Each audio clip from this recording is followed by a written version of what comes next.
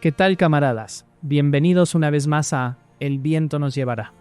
Hoy vamos a hablar de poder, de ese poder crudo y burocrático que se esconde bajo las sotanas y los inciensos.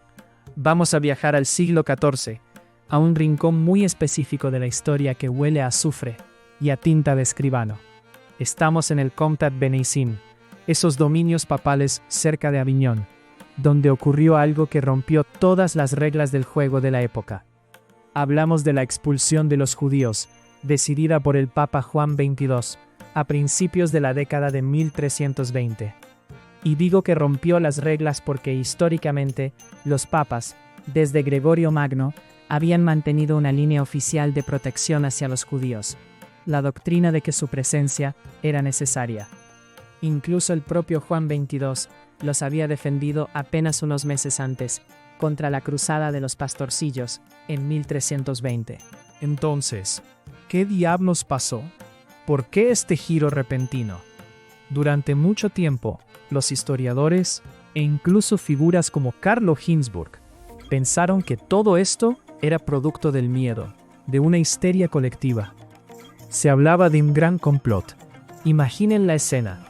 El rey de Francia, Felipe de Valois, le cuenta al Papa que tras un eclipse y un terremoto, se descubrió una carta en la casa de un judío llamado Bananías.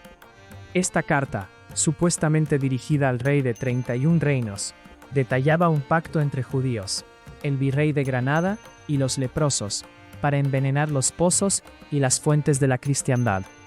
Una historia fantástica, de terror, perfecta para justificar cualquier atrocidad.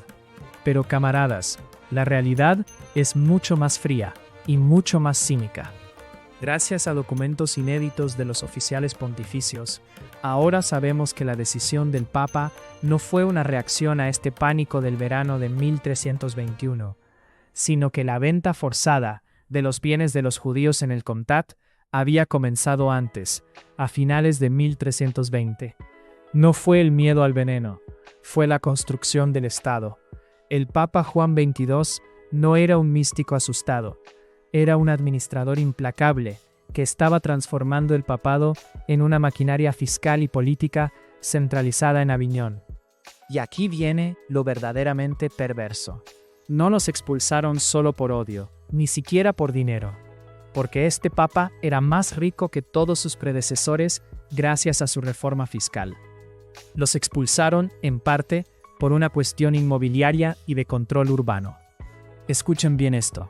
En la ciudad de Carpentras, la capital del Comtat, la administración papal necesitaba espacio para sus tribunales y sus tesoreros. Tuvieron que expropiar casas de cristianos para construir el palacio papal. ¿Y cómo compensaron a esos cristianos expropiados? Entregándoles las casas que acababan de confiscar o comprar a precio de saldo a los judíos expulsados. Fue una operación maestra de gentrificación medieval. La administración se ahorró 1/3 del costo real de las expropiaciones, jugando con los bienes de una minoría perseguida. Los judíos fueron obligados a vender sus propiedades a precios irrisorios, perdiendo hasta el 40% de su valor en algunos casos. Y mientras tanto, los oficiales del Papa, los jueces y clavarios, aprovechaban para comprar esas tierras confiscadas y convertirse en propietarios locales.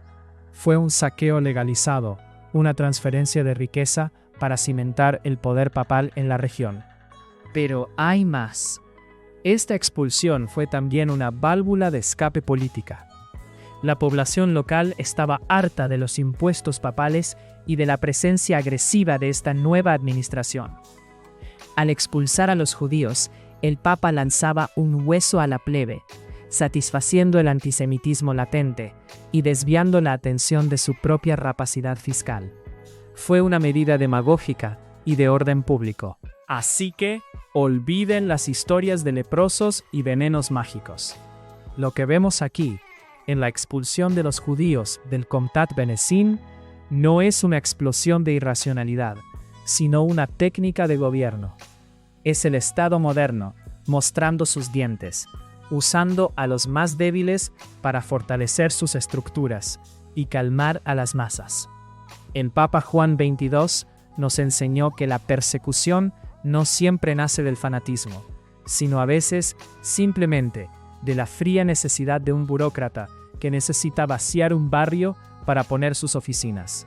El viento nos llevará, sí, pero que no se lleve la memoria de cómo funciona realmente el poder.